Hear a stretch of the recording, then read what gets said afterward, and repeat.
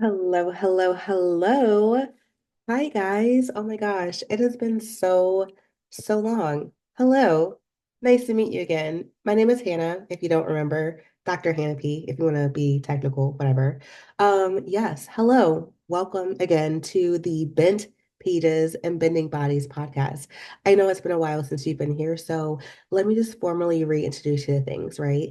The handle, if you want to like, follow, subscribe, is called BPBB Podcast, right? If you want to also share it with your friends, don't worry, you're not going to find any hate here, okay? You can find this platform, or guess what? Your friends also, your friends that you shared it with, thank you. Your friends can find this podcast at BPBB Podcast. Again, I just wanted to mention that handle again, but we can find it on YouTube, on Spotify, on Apple Podcasts. You can even find it on TikTok, Instagram, all the good things, right? I'm there. We in here. Yeah. So me and you guys, we've been talking about what is the process to even get into this field, right? We've talked about what is physical therapy and a physical therapy assistant, like what is even the profession. We've talked about applying to school and what that process is like. We've also talked about, yay, you're a physical therapy student, or maybe even a physical therapist assistant, right? I don't really know that program as much because obviously I went through the physical therapy program. So now, guys, what's next, right? So hopefully, as you're listening to this, or if you're on this journey with me, you're thinking, okay, I have made it with her to physical therapy school. I know kind of what the program is like, what it entails, but now I'm going to start my career, right? I'm going to be a physical therapist. Yay. I want to say hold your horses. I love that for you, that you are basically graduated, maybe on the almost on the way out, or maybe you're just like looking ahead, right? But I love that you think after physical therapy school, you can just jump into a job, right? That's not the case. I am so sorry to burst your bubble. Unlike other professions where you go to school and then maybe you can just get a job, PT school is not like that, right? Yes, you just completed the program. You just got some extra credentials on your name. Woo, woo, woo, you're a doctor. In theory, in theory, yes, you are. Not in theory. In actuality, you are a doctor. However, you cannot practice, and it's all about practicing, right? Because that's how we make our money is by practicing the profession. You cannot practice until you have taken one, your board exam, and two, your jurisprudence exam. So, guys, without further ado, that's what this episode is about, your board exam and your jurisprudence exam. So, the board exam, you might hear me refer to it as the boards. You might hear me refer to it as the NPTE, but it's really officially known as the National Physical Therapy Exam. And let's talk about what this test entails. This board exam is 5 hours long. Well, you have 5 hours to complete it.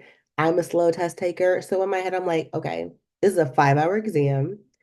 It's 250 questions, right? 250 questions. You heard me. And it is over 5 sections, not 5 sections in terms of material, like subject matters, but like it is broken down into 5 sections. So each section is 50 questions. So that's 250 questions total, right? So, as I mentioned, 5 hour exam, 250 questions, 5 sections, right? I don't know this.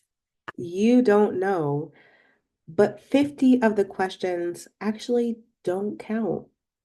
There are questions to be vetted to see if they're credible, if they're good, valid questions, but you don't know which 50 those will be, right? So in each section, 10 questions really don't count. You still don't know which 10 those are. So basically, all I'm saying is that yes, it's a 250 question exam. Only 200 questions count. You don't know which 200 questions Answer all of them the best you can, guys. You don't know which questions don't count. Answer all the best. So let's talk about what the components of the exam are. I wrote them out for you guys. I'm just going to go ahead and read, right? So, the biggest component of this exam is the musculoskeletal system. So, the musculoskeletal system, this is usually the largest component. It covers topics like anatomy, biomechanics, pathology, and treatment of musculoskeletal conditions. So this is like your ortho-y really based system. It can go anywhere from geriatrics to pediatrics. All of that can be included. And actually, next we have the neuromuscular and nervous system, right? This is actually the system that I usually did the best in.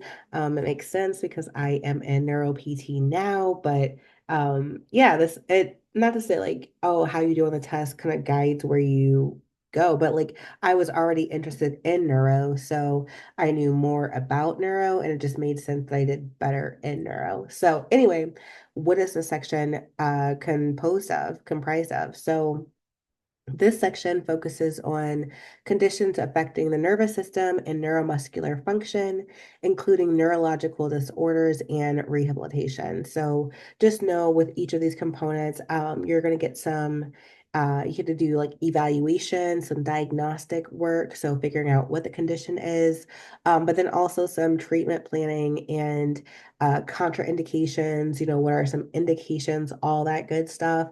If you are following, then you know what I'm talking about. So, yeah, all of that's going to be included with every section, but primarily with this section too. The next section or component on this list is the cardiovascular and pulmonary systems section. This section covers assessment, diagnostic, and management of cardiovascular and pulmonary conditions. Guys, if I really want to like help you and relate it to you, right?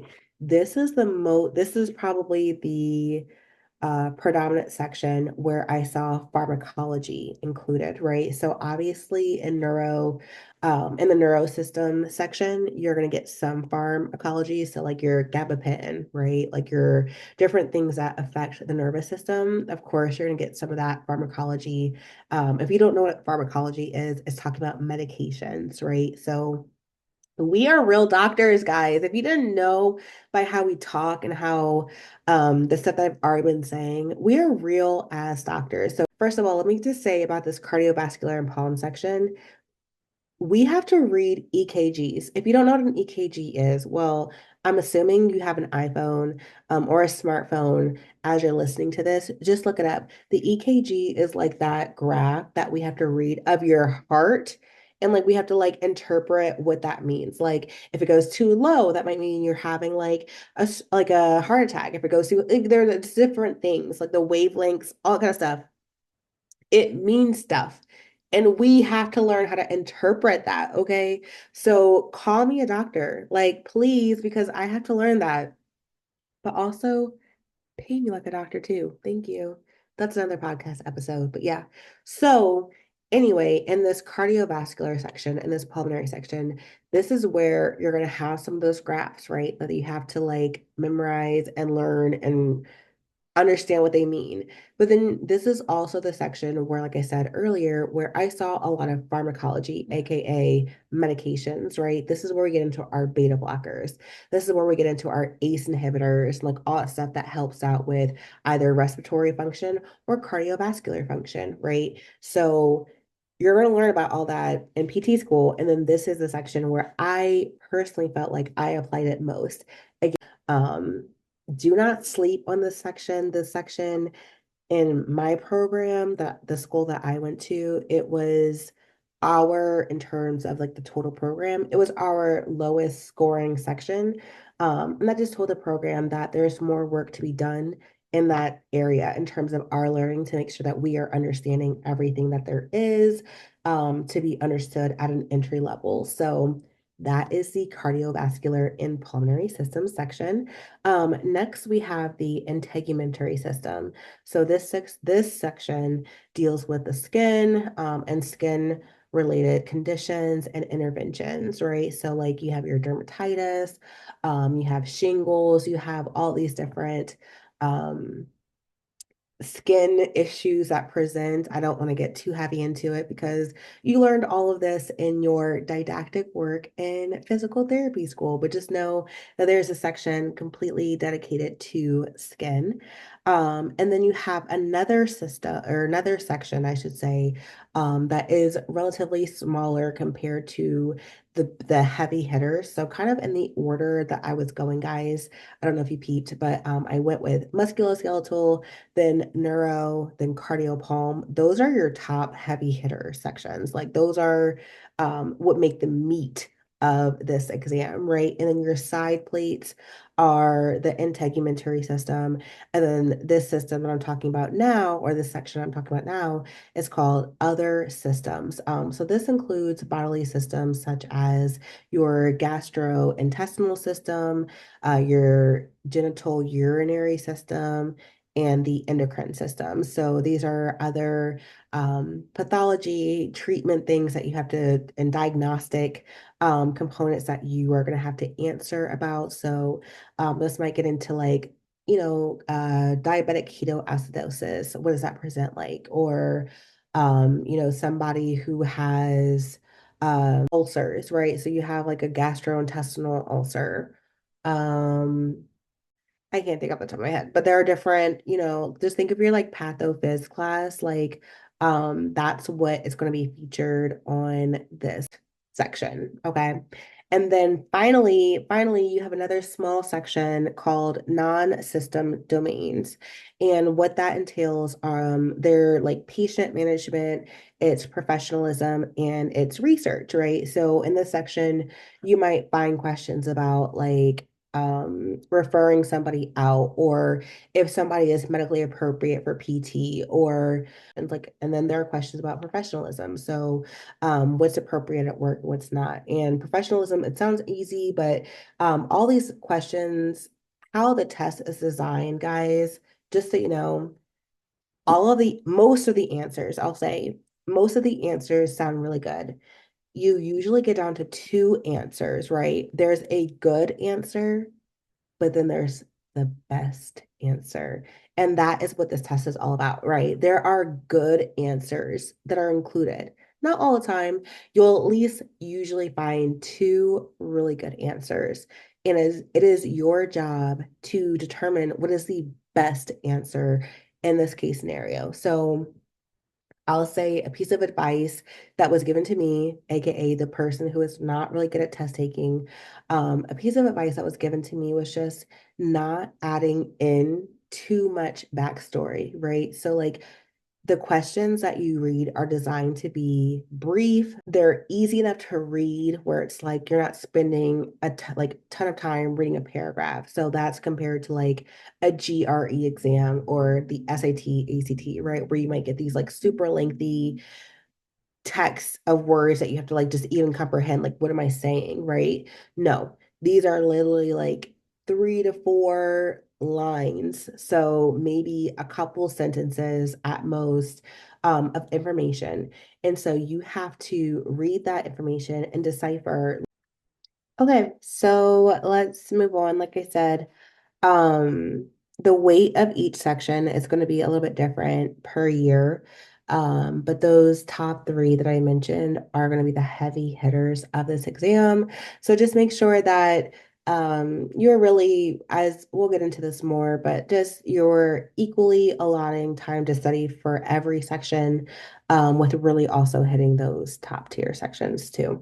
So when I took the exam, and I believe at this time, right now, in this present day, a passing score is a 600 on this exam. So to pass, like I said, 600, it is out of 800 points. I don't know how the math is mathing, but all I know is 600 or better is passing. So whether you get a 600, a 601, or 675, 715, whatever, you pass, okay?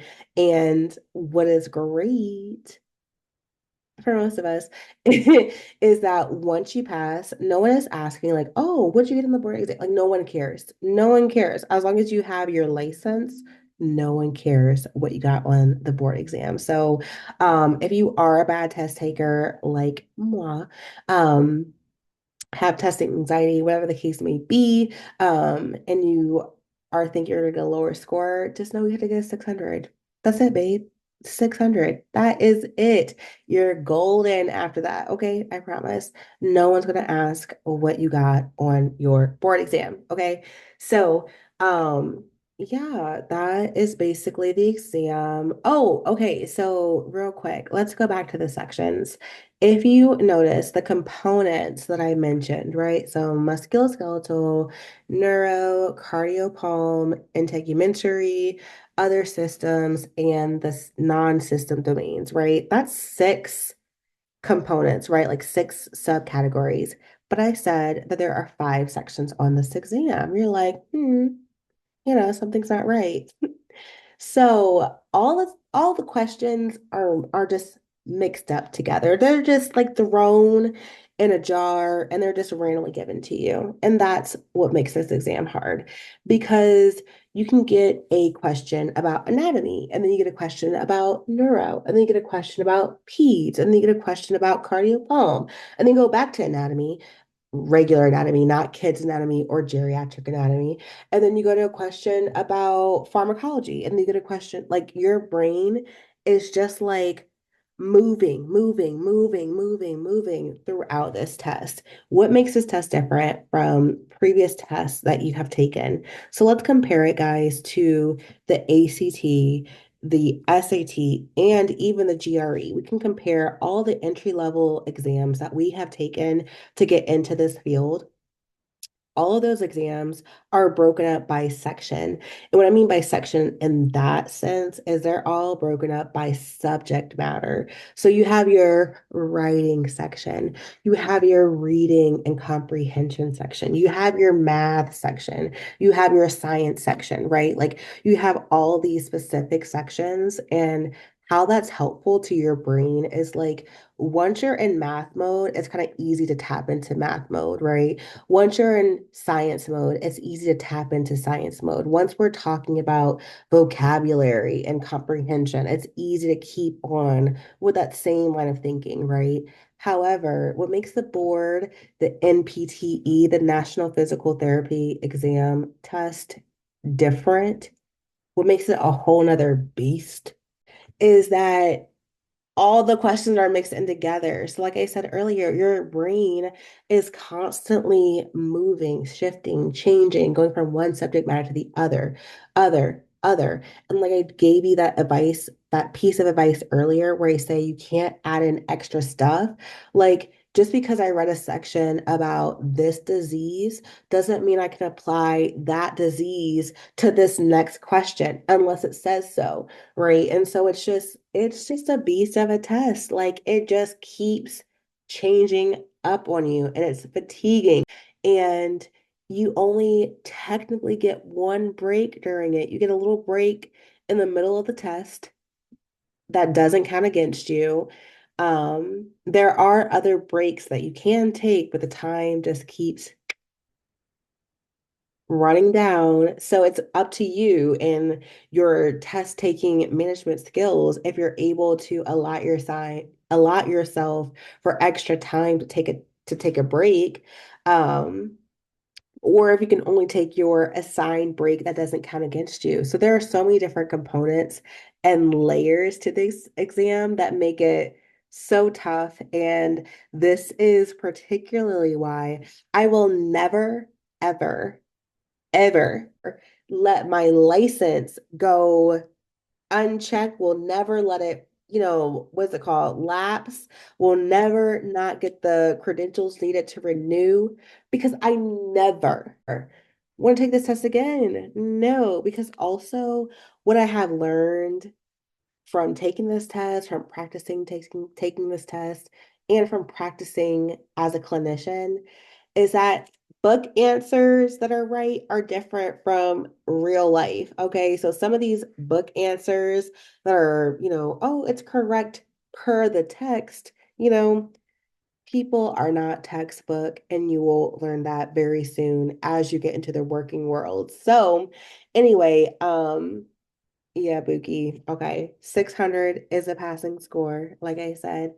Um, all the questions are mixed together, 50 questions per section. Oh, I didn't even tell you guys. Wait. I didn't even tell y'all the best part. Okay, so 50 questions per section. I said that right. Within the section, you can move forward, you can move backwards. So if I'm on question one of the section, I can skip ahead to question 50, right? If I'm on question 50, I can skip back to question 25, which I really didn't know that I flagged for myself, right? But, capital B-U-T, but when I turn in my section one, I am turning that in. I'm on section two now. I cannot go back to section one ever. Okay, so let's put this in perspective. You know how you be taking a test, right? Whether it's just like a little class exam test that you take, or whether it's your GRE, SAT, all that kind of stuff, right? You be taking your test and you're like, I don't know this answer. Let's call it question number five, right?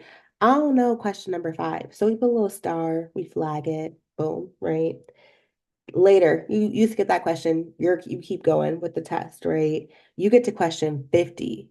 You're like, oh, wait a second. Question 50 actually answers the question to number five. They go together. They go together. Okay. So question 50 and question five are linked, right? So because I know the answer to question 50, I can go back to question number five and correct it, right? Boom. That's like a regular test. That's what we're used to, right? On the NPTE, you can't go back after you submit a section. So if I submit section one and I feel like I'm done with it, and then here comes section two, and number 24 on section two actually answered the question to number 18 on section one. I can't go back to number 18 on section one to correct that. No, no, no, no, no, no, no, no, no. Section one has been completed, Buki. It's turned in. Luckily, you do get some pen. You get a paper to write down your notes, but that's about it. That's about it, folks. No, you don't walk in with like extra stuff. Just nope. Mm-mm. You get a piece of paper. Actually, no, I'm lying. You get a whiteboard. I forgot about that. You get a whiteboard because it erases. Okay. What if I, for section one, wrote down some note to myself that I said, Hannah, remember this before it escapes your brain. Remember it. I write it down on the whiteboard, right? But then as I'm writing on the whiteboard, maybe I run out of space. I just accidentally wipe that part off, that note to myself. Here comes section five, though. And your girl is tired because she done spent 5 hours taking this exam. Probably like 4 hours and 30 minutes at this point. Your girl is tired. She's on section five, question 38. And here comes that same note that she wrote to herself from section one, question four. But you know what? That note on the whiteboard is gone. Okay. If I had the paper and pen, it would be on there for good. Okay. I could go back and look at that note that I wrote to myself that said I would not let it escape from my brain. But now, question, what did it say, 38 on section five, hours later, so many questions later, I can't even do the math on it right now. Later, and I don't have my note. I don't have that gym that I left myself. So anyway, that was a little tangent, but they give you a whiteboard, and I wish, I guess, if I can make a change to this test, it would be pen and paper because I can write small and I can make notes to myself and I can make notes that I can come back to. But on a whiteboard that's so yay by so big, and that you have to eventually erase some components to get some others on there. Mm. Okay, guys. So, on to the next part of this podcast, right? So, how do we prepare for this grueling exam that I mentioned, right? All the sections, the fact that it interchanges, all that kind of stuff. Yes. How do we prepare? Well, um, first, I want to talk about some free study resources that are out there for you. There are plenty of Quizlets that you can find that are free, that you can join that have different concepts, different vocab that might help you on this exam, different terminology. It just depends which Quizlet you find. But that is if you don't know what Quizlet is, it's basically like flashcards, like digital flashcards. And so, I will be honest, I have very rarely taken the time to make the Quizlet because it is intensive to make the Quizlet, and then actually study it. So I usually will hook on to people's Quizlets that are already created, because like work smarter, not harder, right? So there are plenty of Quizlets that are out there. Quizlet.com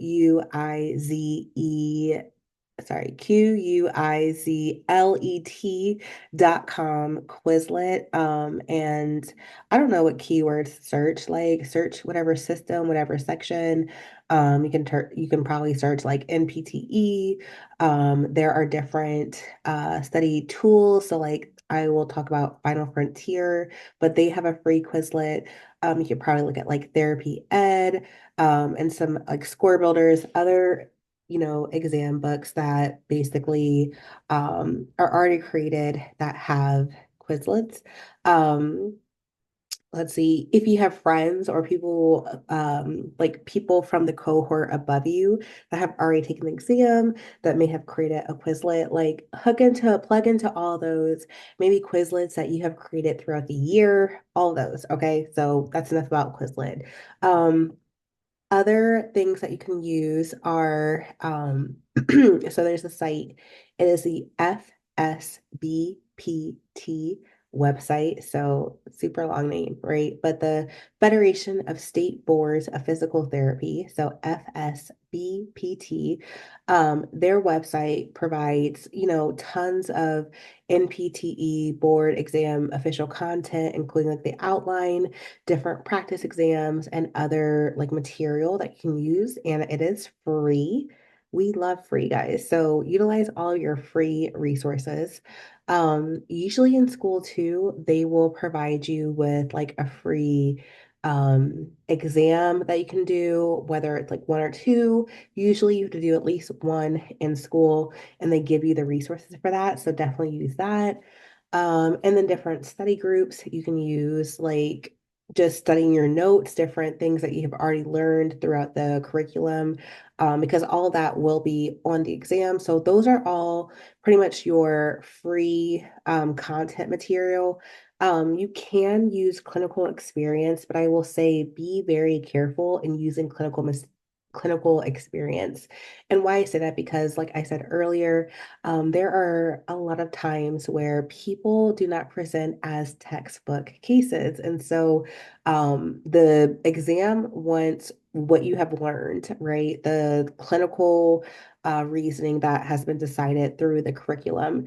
And sometimes people just don't adhere to that. And so you can use some clinical experience, but I would say be very cautious in doing it, because then you can kind of get into over applying, where, like I said, where you're adding in more information on this question than it really requires. So most questions are about like like I said earlier, like 4 to 5 lines long. So just a couple of sentences. And the key to answering these questions is not to add in too much, but also to recognize what the question is really asking for. And answering appropriately. So it's like not adding in too much, but also not adding in too little. So finding that right middle ground, I guess, is the best way to say it. But I tend to be a person who like adds in too much, where it's like I read a question, like, oh, and then this, it's like, no, no, no, no. it's asking something basic and like just look at that. Like, don't don't make the question bigger than what it are. Physical therapy is very much a physical field in that, like, yes, we use our hands a lot and we do things, but also we have like visceral reactions. So, like, gut reactions, AKA, they say to trust your gut on this test. So, you are more likely to get an answer correct when you answer on the first try versus when you kind of overthink it and start to change your answer mid through. Not to say that that doesn't always work, because sometimes you do remember things that you may have forgotten in a split second. But for the most part, this exam and this field are very much gut reactions. And so, an encouraging word, a piece of advice is to trust your gut throughout all of this. Because you've got it, you worked 3 years and you've been studying your butt off. And so you know the answers, they're inside of you. You just have to practice and understand what this test is about. And so that's why I have this episode for you. Just kind of look around to see what out there is free. Definitely utilize all those free resources as much as you can, because why pay for something that is already out there? I'm sure there are like YouTubes. I didn't look at YouTube, but I'm sure there's like a bunch of YouTube content out there that you could do. Like I said, more podcasts, stuff like that, right? So let's get into the paid material. There are different guys. Hold on. Let me get this bad boy out here. You see this? Like this big old thing. Yeah, this is my Score Builders study book. That big old thing. I had to bring it out for you guys. So there are different books like this. You can do study builder or score builders, excuse me. Score builders, there's like therapy ed, there's PT final exam, board vitals, and exam FX. So different like sites that you can use, different books like this that you can use to help you study for the exam. I think Score Builders and Therapy Ed are probably the top two books. Honestly, in my experience, as Therapy Ed is freaking hard. Like their questions, their material is so much harder than Score Builders. So just kind of take that into account. Like if you want that harder method, then sure, go for it. If you want a different style, then Score Builders. Basically these books, let me just kind of like, I can show it. Here it is. They go by sections. So you can still see like tabs from when I was studying. So basically the book is like broken down into different sections. So kind of how I mentioned like cardiopulm, musculoskeletal, neuro, all those things, they're broken down into those sections. In Unit 2, academic review, and this is the cardiovascular and pulmonary section. And so they have like they teach you material and they have different questions that you can answer throughout. And long story short, I'm kind of rambling right now, but long story short, my professor basically just said, use this book kind of as a dictionary versus a study guide. Does that make sense to you guys? So when you see a great massive book like this, right? I think that the first inclination is to go to reading it like you would read a textbook or like a typical book, right? You start at the beginning, you keep going until you reach the end. And and that's not how you do this kind of book. It's really massive. And so for most people, it's really easy to get discouraged if you're trying to read it like a textbook, or like a typical book, a study guide, whatever you may call it. And that's not how you complete this. He said to do this as a dictionary, in that you get a question or a concept that you don't understand, you go look it up. Just like a dictionary, a word that you don't know, you don't recognize, you're trying to understand what it means. You go to the dictionary, you go to that certain section, you find it, you read what it means. Ah, now I have understanding, right? And so that's how you utilize books like these to your advantage. You don't read them from front to back. You look up concepts like you would a dictionary. So anyway, that's what's nice about these books, but also at the end of each section, so as you're reviewing those concepts, they have different questions that you can go through and kind of apply the knowledge that you have just learned, and then the answer is in the back. And then this one, I believe, also comes with three exams included. The therapy ed also comes with three exams. And like I said, therapy exam was deemed as a way harder exam versus the score builders. Did I like this book? Yeah, I mean, I probably could have done without it. I'm not gonna lie. It's nice to have. And now I can still go back and look up concepts if I need. But I also still have like all of my notes too. So I don't really look at this book much, but at the time I felt like it was useful to have. It was a couple $100, maybe like $200, especially if you are, okay, sorry, little side note here. If you were thinking about buying any type of study program, right? Whether that be a massive book like the one I just showed you, whether that be something, a digital component, whatever it is. First, talk to your cohort, talk to your classmates, see if anybody else is interested in buying that study tool with you because usually if you buy in bulk, you can get some type of discount. So the more people that buy, the higher the discount is.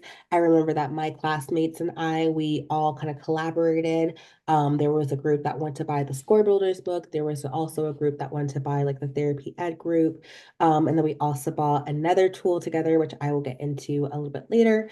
But yeah, so we bought these tools. We got a little bit of a discount. I mean, even if it's 10, 15%, like any little bit can help, especially in these hard times right now. So I recommend before you buy anything solo, just kind of chat around, look around with your classmates, see if anybody else is buying it. Maybe you guys can link up, do in bulk, and get some type of discount. So another paid tool that I found so helpful, guys. This was probably my most helpful tool that I like, I wish they paid me to advertise, but they're not. This is literally just raw feedback. Final Frontier. If you are taking this exam, I highly recommend Final Frontier. Like the book was cool. It was cool. I felt like the textbook was pretty difficult to figure out where to go, right? So especially like when my teacher said, "Oh, read it like a dictionary and look at the concept." I'm like, "Okay." So just like be looking up random stuff. Like I felt like I didn't have any structure with it. I felt like I was just kind of like hopping around from section to section and maybe not like completely diving into that section. I don't know. I just didn't feel like I had organization with the book. But then here came Final Frontier.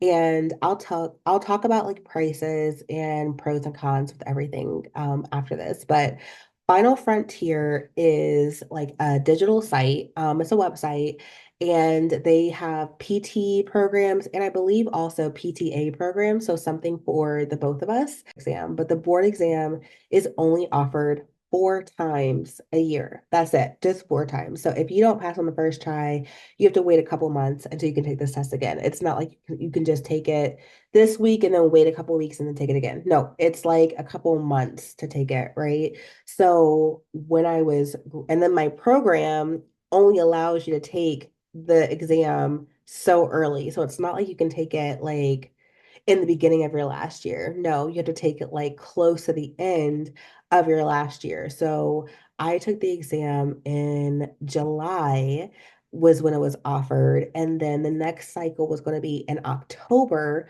but the residency program that I started in was in September. Okay, guys. And to be in the residency, I had to be licensed. So I knew I need to pass on that first try. Like I had to pass on the first try. So anyway, all that is to say that I feel like Final Frontier was worth the money. I feel like that's what helped me succeed in passing this test because I knew I wanted to pass on the first try. I knew that I wanted to take it just one time, and that is it. And I was going to pay whatever I need to do to get there because I felt like it was going to be way more expensive to pay for this test, fail it, and then repay for the test and then buy all the study materials. Like, no, I'd rather just buy all the study materials, pass on the first try. Like it just saved me money, and time and energy and all that kind of stuff. So anyway, so Final Frontier, guys. So they have lots of different packages. You can just go to their website or just Google them, Final Frontier. So they have like an individualized package and they also have like a live package. And so basically like the individual one is where you get everything that has been pre-recorded. So they have a live version and then they record the live version and they post those videos and then you as the like pre-recorded use or like the post-recorded I guess like you see those recordings like later like they're posted later and the other one is like the live version. It's just so nice, guys. Like I don't want to overhype anything, and obviously you have to figure out what tool is best for you. But again, why I really appreciated Final Frontier was that they had short, brief episodes I feel like I was able to digest. They really they go over like, okay, there's a concept, and they go over sub concepts in there. They really break it down for you so that way you have a really good understanding. They include 10 questions, usually per episode that really get you thinking, that are really applicable, kind of like taking the NPTE exam. That was redundant. The NPTE, it's really like taking that sometimes with their questioning. They're just nice. They're really, really good. They're really uplifting too. They motivate you. They tell you their stats. I just felt like they were just a really good program. And then further, when you, not even if you buy their study pack, because even if you don't buy their study pack, they also are the ones that have free Quizlets. They have free podcasts. So they definitely have some free tools that you can access, even if you don't purchase their material, which is like super awesome. And then they have even more when you do. Like I said, they have those exams that you can take, which are kind of similar to taking the board exam. They're not exactly like it, and basically they just time you, but they don't cut you off in terms of time. So you can definitely go over that 5 hour allotted time that you were meant to do. So that's one kind of criticism feedback I can give to that. And then also, like, if you are on a budget and you don't have $500 to spend on extra study material, like that can be a lot. So, there's also that to consider. But maybe if you have a friend and you can get their PowerPoints from them, their PDFs from them, if they purchase the material, no, you're not going to get the correct answers, unless you talk to your friend or like watch the video with your friend. But just like again, link up, talk to people. What are you buying? What are you considering? How can I plug in and figure out ways that you can save money if $500-ish. I think it was like 500. Maybe that sounds a lot. Maybe it was like $300. That sounds like a lot. Let me Google this. Hold on. Sorry, guys. Sorry, I looked it up. 500 is a little extra. It's a little bit much, a little bit tax on it. So regularly the bundle is about 350, depending on which one you get. I got the independent one, which was a little bit cheaper. So 350 is what that goes for. But then if you hook up with your classmates, get a little bundle deal with them going in bulk, maybe you can get a discount and pay a little bit cheaper. So, yeah, that's how much it was. Um, Again, I love Final Frontier. I thought it was great. Now, the final thing I'm going to talk about in terms of a paid service, a paid exam, a paid fee that you can do is actually paying for a PEAT exam. A PEAT exam, PEAT, the name is so boring. I just looked it up. It is a practice exam and assessment tool. So PEAT, PEAT, practice exam and assessment tool. Look it up. These are actually retired exams. So they were once board exams, once NPTE National Physical Therapy exams that were running in circuit, and now they are retired. And then you can buy these exams. Usually they are, I remember this one vividly. They are $100. You get two exams for $100, which I would recommend doing both. And they're nice because they are the most like the exam you will ever get. So if you're looking for something to really simulate and mimic the exam that you're going to be taking, the P exam is perfect for you because they will break down in terms of timing down the test correctly. They will give you your correct breaks in terms of that middle break that you're allotted without having the time deducted from you in addition to those extra breaks that you are allowed to take. However, the time does count against you when you take them. So, like I said earlier, there are two types of breaks incorporated in this test, one that counts against you, one that doesn't. And so the P exam encompasses both of those. The P exam also, just in terms of the phrasing of the question, the nature of the question itself, the complexity, the standard that it holds you to, it is most like again, most like the exam that you will be taking compared to any of these resources that are out there. Um, What's also nice about the P exam is that when you take it and you get your scorecard, your like report card, right? It breaks down so many different components. So like it can break down how you did section, like component by component, right? So when I say component, let's go back to when I was talking about musculoskeletal versus pulmonary and cardio versus integumentary versus other systems and all those kind of things, right? It will break down how you did per component. That way, you know where to really focus your time. So, me, I did really well at neuro. To say that I need to not study neuro anymore, but it was to say that I could really focus my assets more on cardio pulm or on the other systems like what was it? Professionalism and the ethics and like all that and the statistics, all that kind of stuff, right? Like I could do more studying in those field aspects, those components versus neuro, right? So that helps you, in terms of where you need to pour your eggs in, where you need to really divulge your time in studying.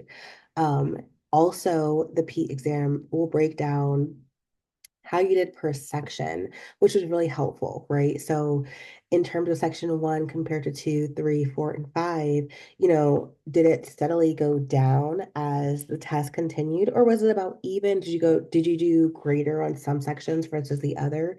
That also gives you a lot of insight into how to study because, like, okay. And the first example that I said, where let's say that you see your score, you did really well in that first section, and by the end of the section in section five, you did very poorly.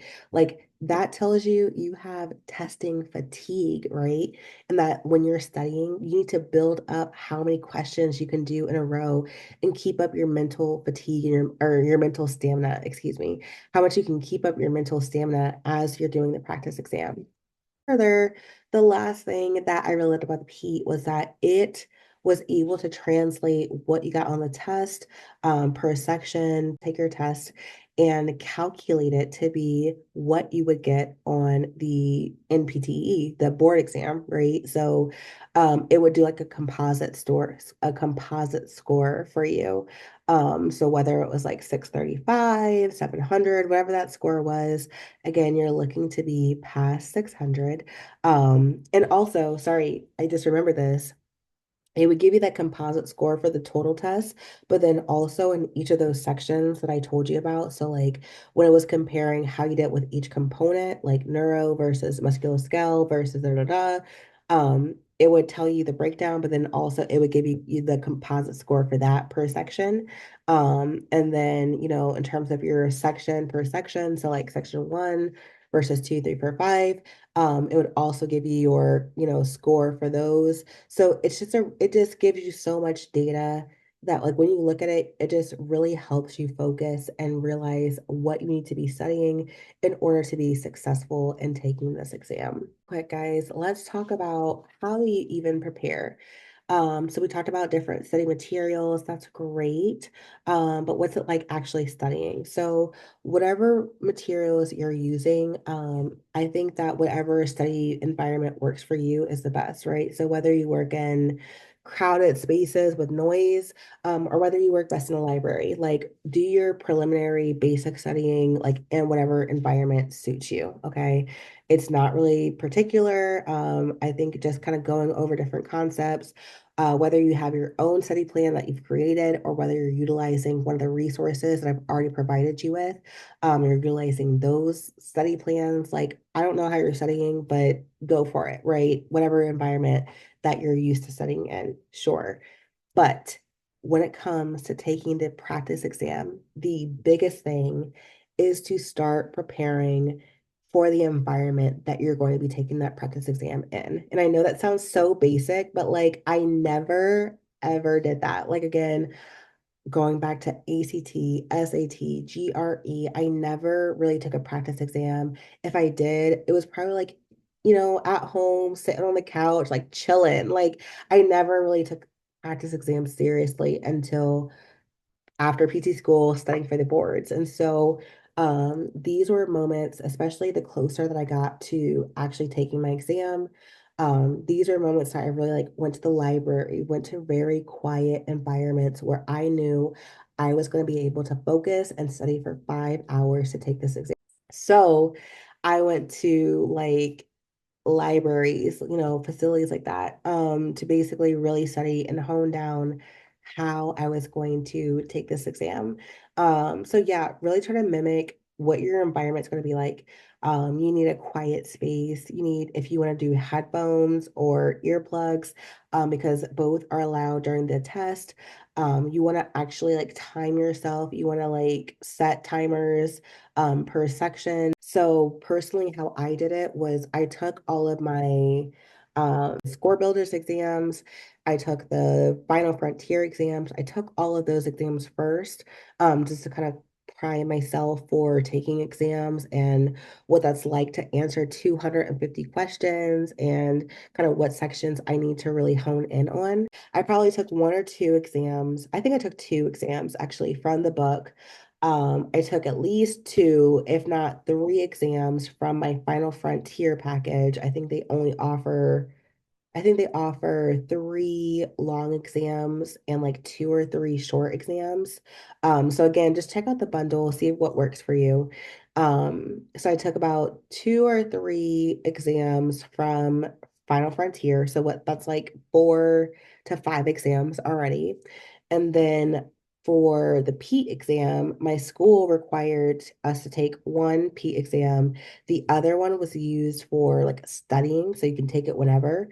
And then I ended up buying my own Pete's. So, like I said, $100 for two Pete exams.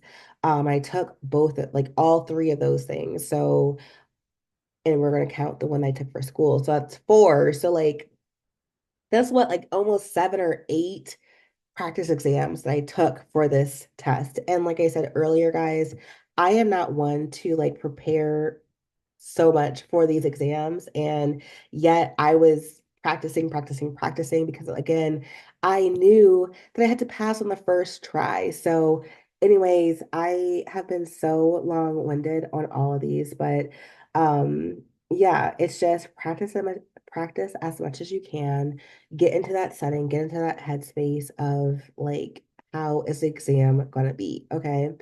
More exam prep that I can give you is if you're in the area and you know where your exam is going to be, check it out. Okay, go there. Make sure you know how to get there because listen, guys, your girl who is already bad at directions, bad at locations, bad at all of that. Okay, I am not from Florida, and yet I find myself in Florida because that's where my last rotation was. I find myself in Florida. I don't know where I am. I signed up to take my board exam there because, yes, you can take your exam in a state that you're not practicing in. And so I take my exam there. This is like the day after I finish my internship, all that kind of stuff, right? And I wish I had taken my own advice. I wish I had taken it. I did not scope out the place. So make sure you scope out where it is because guess what? I'm thinking I'm early come testing day. Also, mind you, I'm always late. But I'm today of all days, I can't sleep. I have the jitters. I just want to get this exam over with, get it out the way, right? I wake up early. I get myself together. Also, there are so many rules for how you can show up at your testing site. So just read the rules. But anyway, so I get myself together. I am early. I am looking for the directions. I end up at the wrong place. I'm freaking out because I'm at the wrong place. And now I'm like, okay, now I'm not early, not as early as I needed to be, right? So I'm freaking out. I'm calling the facility. They're giving me directions. I'm like, yes, I have your address. I need to know how to get there. They're like, well, where are you? Well, are you next to the so and so? I'm like, I'm not from here. I don't know. I'm literally freaking out, guys. Like, heart pounding. I just paid, oh, we didn't talk about prices. I just paid $500 to take the test. Okay. $500 to take the test. And then an extra $100 for the facility to take the test in. That's $600 for this test, right? 600. Yes, I already paid for all the study materials. I know that I have to pass this test on the first try, and I paid my $600, $500 for the test, $100 to take it somewhere, $600 to take this test, right? All this money. And now I can't even find out where you are. And I'm freaking out, right? And so I'm looking and I'm searching, and my address is not like my GPS is not pulling up. I'm like, Siri, for the love of all that is good in this world, I need you to find this place, right? And she's acting up, cutting up a fool, okay? Not finding where I need to go. And then, thank you, God. God just spoke to me and he was like, drive further. Because where it was telling me to turn, it's not where the facility, the testing facility is, right? So God was just like, you know what, drive further. And I said, yes, Lord. So I drove and I drove and boom, finally the facility was there. But you know what could have saved me all the stress was checking it out in the first place. So if you have time, guys, if you have the opportunity and you know where your testing location is, check it out, okay? And the initial exam, the exam price is $500. And then you have to pay like a preceptor facility, basically a location that you can take this exam. You have to pay them like $100. So altogether, this test is $600. You don't want to take this test again. You don't want to take it again. Pass on the first try, okay? Pass on the first try. So you might have the jitters, you might have the testing nerves. Honestly, guys, I would say probably don't study like a couple days before your exam. Maybe like 2 to 3 days before your exam, don't study anymore. You don't want to like overcrowd your brain. You don't want to like overthink things. Just like if you've been on track, you've been keeping up to your study schedule, which I recommend you following something. If you've been studying like you need to, do not overcram. And even if you haven't been studying like you need to, there is really nothing that you can really learn in the last couple hours that's really going to help you really make decisions on this test because it's more than just rote memory. It's more than like, oh, I know this term, da, da, da, da. It's like application and applying and thinking about things. And um, like I said, the test switches so much that you have to know your stuff. So at the time of the test, it's like, honestly, guys, this might comfort or it might hurt, but like you either know it at that point or you don't know it. And either way, that's okay. Like you can only study so much, you can only know so much going into this test.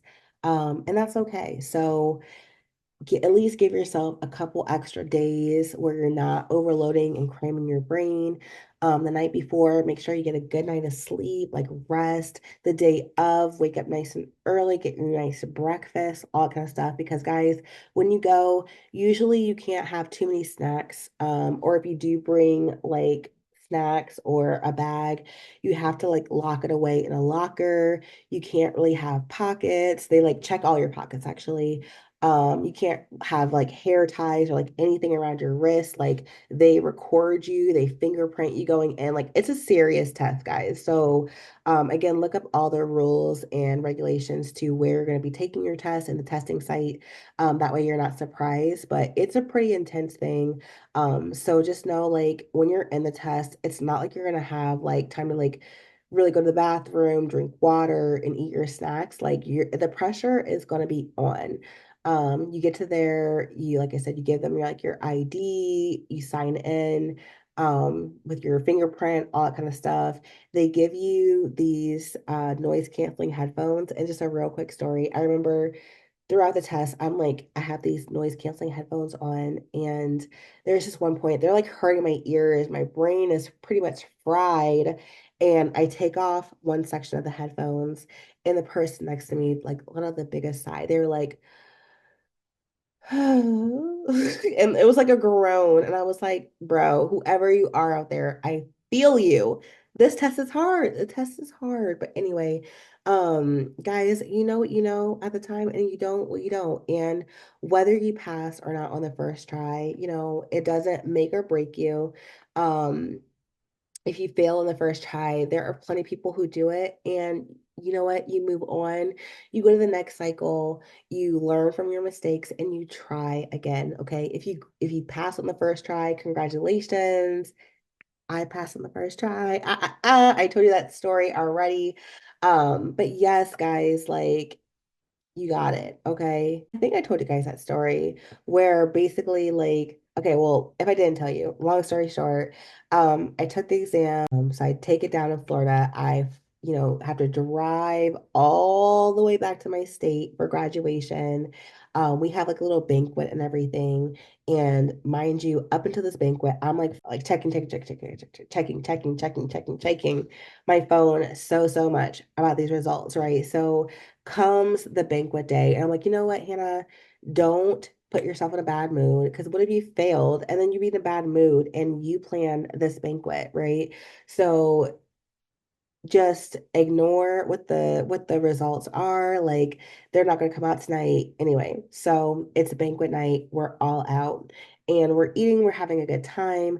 And like one of my classmates are like, oh yeah. They're like celebrating. And I'm like, what's going on? And we look over and obviously have like gotten their results. So I'm like, oh my gosh, the results are out. Like, oh my gosh.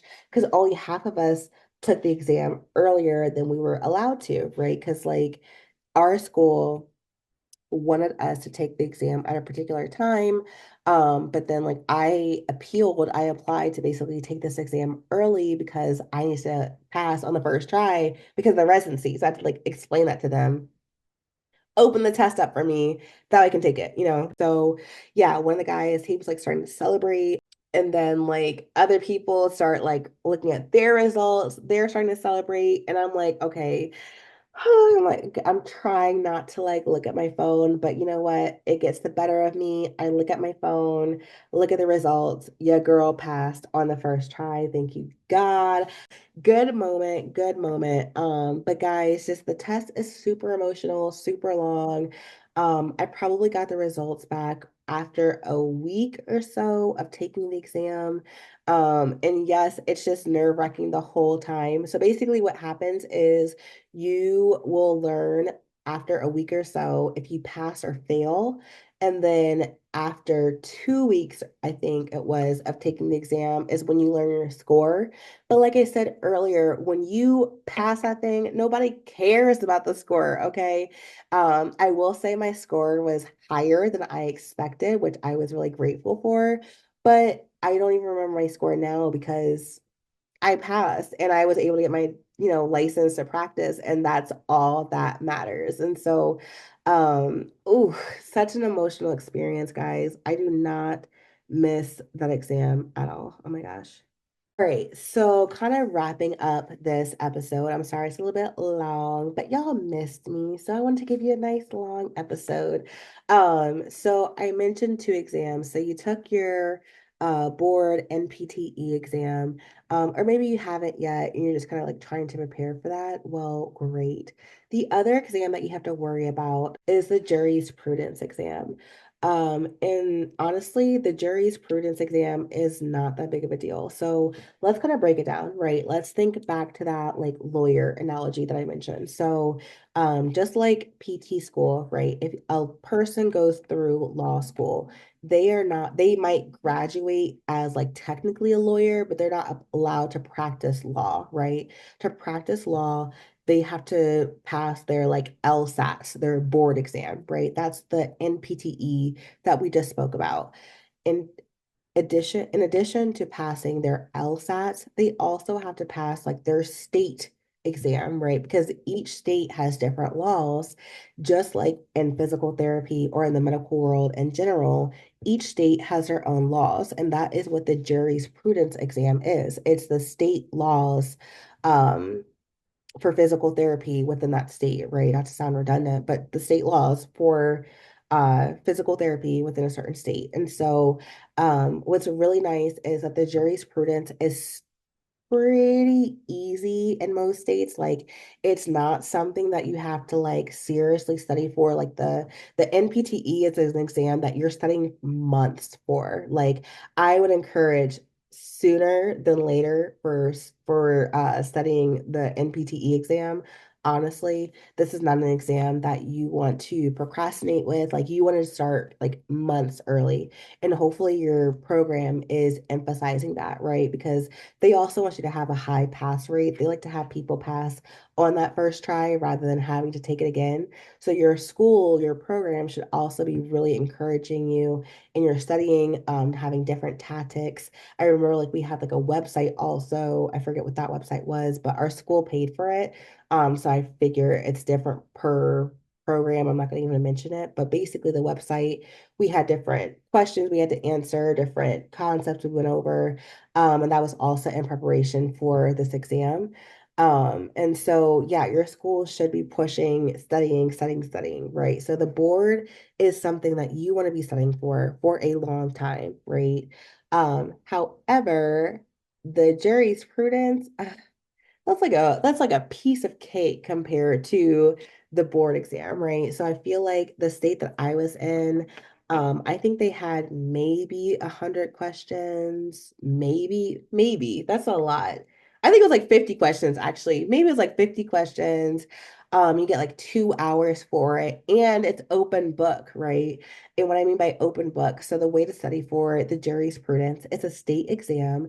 So you want to look at your state practice act or your general rules or whatever your state legislation has declared for physical therapy in that state. And you'll know what I'm talking about if you go through your program.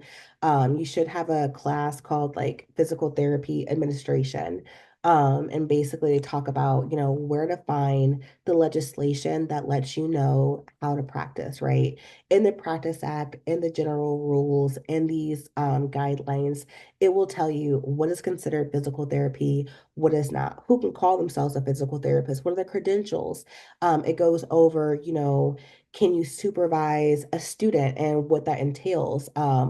What's the upkeep on your licensure? So anyway, there are documents out there, legal documents per state that talk about what it is to be a physical therapist and all the recommendations, all the requirements for it.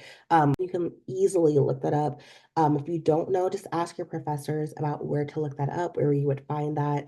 But it's a very, very easy exam. Some states, a lot of states are open book, meaning that you can literally print out the legislation. You can highlight things, you can make notes to yourself on that documentation, bring it in, and then use that for your test. Other states, you might have to memorize things, but it's again, compared to the board exam, it's a walk in the park, guys. So I took my jurisprudence. No, I wasn't practicing in Florida, but again, I was down there for my last internship and I took both my board exam and that jurisprudence exam for my state. So my state was not Florida. I was able to take for my particular state in a different state. So that's also something that you're able to do. Let's say you're in I don't know. I'm originally from Ohio, right? Let's say you're in Florida and you want to practice in Ohio.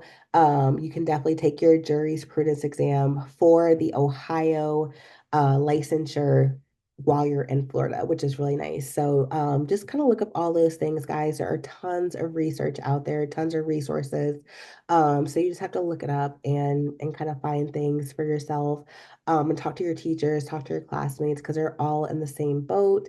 And yeah, guys, jurisprudence, guys, is usually also a cheaper test as well. I think the test was about $100 or $200, which is pretty nice compared to the $600 board exam.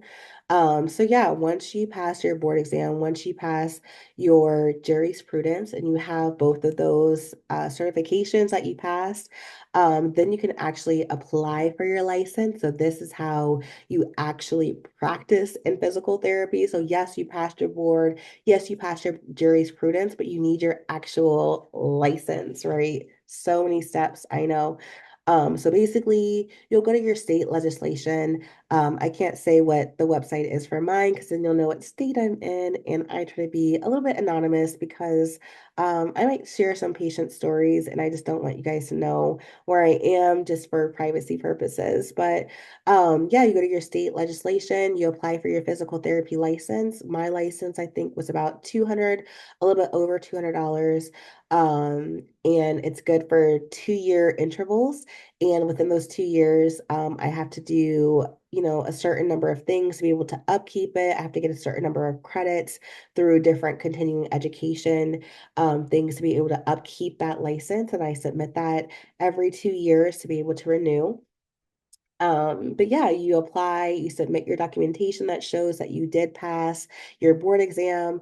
And they have a way where the board exam actually just feeds into that. That way you can't like forge it and pretend that you passed and you didn't. So yeah, you give your exam, your information from the board exam to that licensure state exam. Same thing with the jurisprudence. I think you actually can just like upload a copy of you passed or not. Also, I didn't say this, but with the jurisprudence, you usually find out on spot whether you pass or fail. It's very rare that people fail, so you'll find out on spot that you passed. And then that's just one thing that you don't have to sweat about. So, yeah, so you submit all that documentation, you get your license. It usually takes a couple weeks for that license to like be approved, everything.